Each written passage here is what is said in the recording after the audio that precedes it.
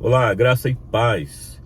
Eu quero compartilhar com você neste momento uma palavra do Senhor que está no capítulo 6 do livro de Isaías. É um texto conhecido que fala da visão do profeta.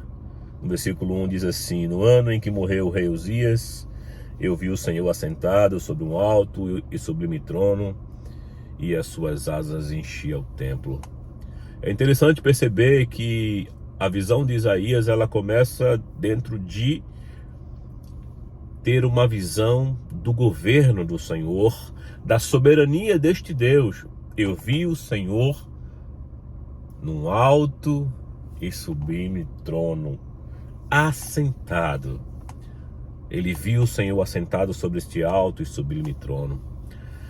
Podemos hoje descansar e saber que esta é a posição do Senhor, que se encontra assentado, que se encontra em governo, em soberania, que se encontra absolutamente governando.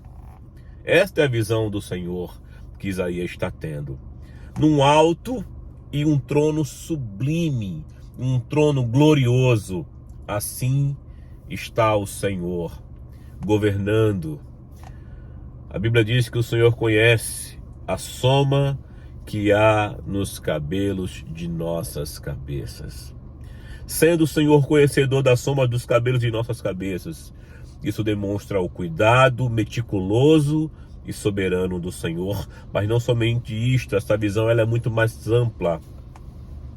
Ele disse no versículo 2 que os serafins estavam acima dele, cada um tinha 6 asas, com 2 cobriam o rosto, 2 cobriam os pés e 2 voavam. E no versículo 3, é interessante que que diz o texto assim: e clamavam uns para os outros, dizendo: Santo, Santo, Santo é o Senhor dos exércitos, e toda a terra está cheia da sua glória. O segundo aspecto desta visão é que ele está contemplando o clamor dos anjos.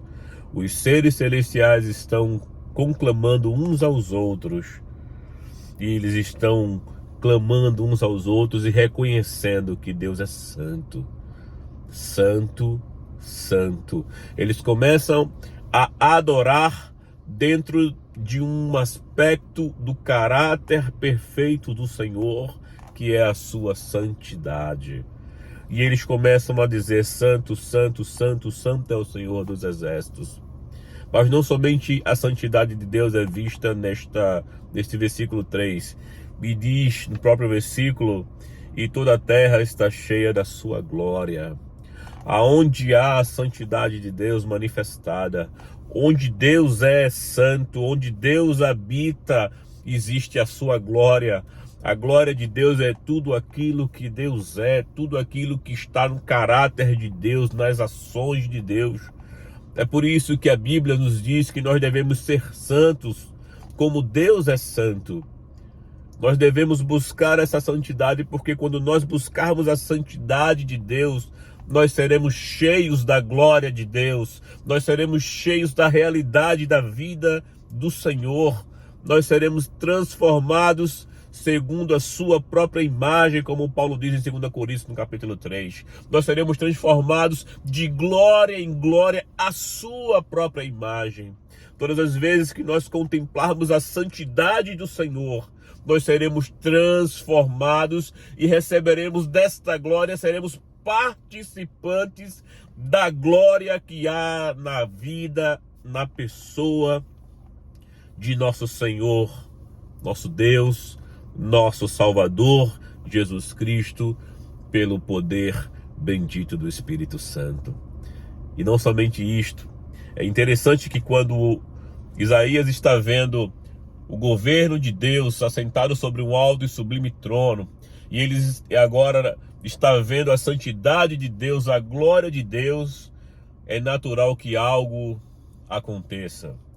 Ele diz no versículo 5: ai de mim, que vou perecer, porque sou um homem de lábios impuros e habito no meio de um povo de impuros lábios, e os meus olhos viram o Rei, o Senhor dos exércitos.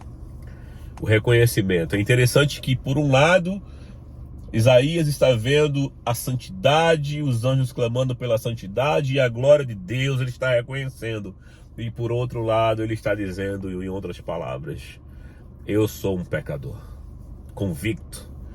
Eu sou um homem que habito no meio de um povo de impuros lábios e eu também tenho os lábios impuros. Eu sou pecador. Eu sou um homem caído, eu sou impuro. As minhas ações, os meus atos, as minhas melhores intenções são corruptíveis, são intenções corruptas. Eu sou um ser caído, em mim não há nada que eu possa apresentar ao Senhor. Eu estou perdido no meu pecado, porque os meus olhos viram o Senhor, eu contemplei a glória do Senhor, eu vi os anjos dizendo que ele era santo, mas eu não sou santo.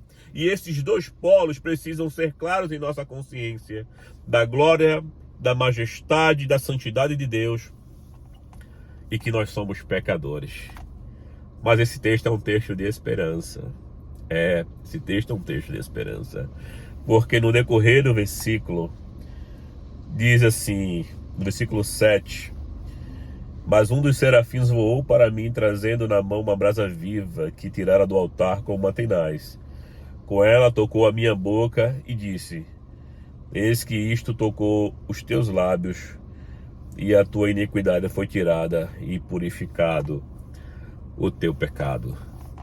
Louvado seja Deus, que em sua providência, ele enviou Jesus Cristo para tirar o nosso pecado e para nos purificar de toda a imundície.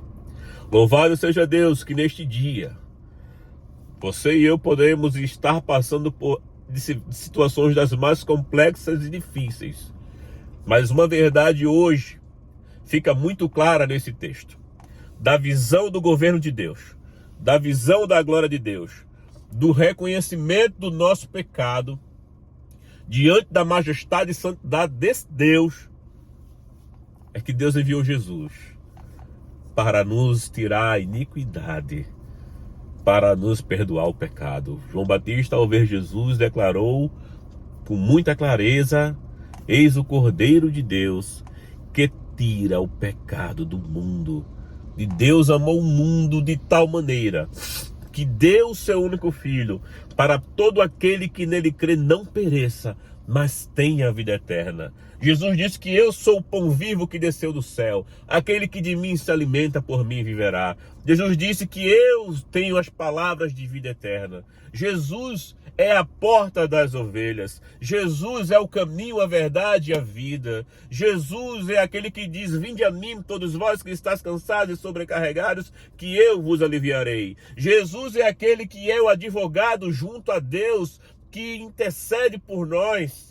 Jesus é aquele que nos purificou dos nossos pecados. Romanos 5:1 diz, justificados, pois pela fé temos paz com Deus. Nós fomos justificados. Nós recebemos a ação da graça. Nós recebemos a ação do perdão de Deus, a purificação. A condenação foi retirada, porque o texto diz aqui que a tua iniquidade foi tirada e purificado o teu pecado. A Bíblia diz assim, quem pode dizer, purificado estou do meu pecado? Quem pode dizer? Ninguém. Somente aqueles a quem o Senhor conceder essa graça e esta ação de nos perdoar o pecado. Então, louve ao Senhor, glorifique ao Senhor, porque Ele perdoou os nossos pecados. Para quê? Para que nós possamos ser santos e sermos participantes da glória que enche toda a terra, que é a sua própria glória, e de vivermos debaixo do seu governo, da sua soberania e do seu poder, porque Ele está sentado no alto e sublime trono, em sua santidade gloriosa e majestosa, mas Ele age em nossas vidas para nos purificar e nos santificar, nos fazendo nascer de novo para uma nova vida em Cristo Jesus. Graça e paz.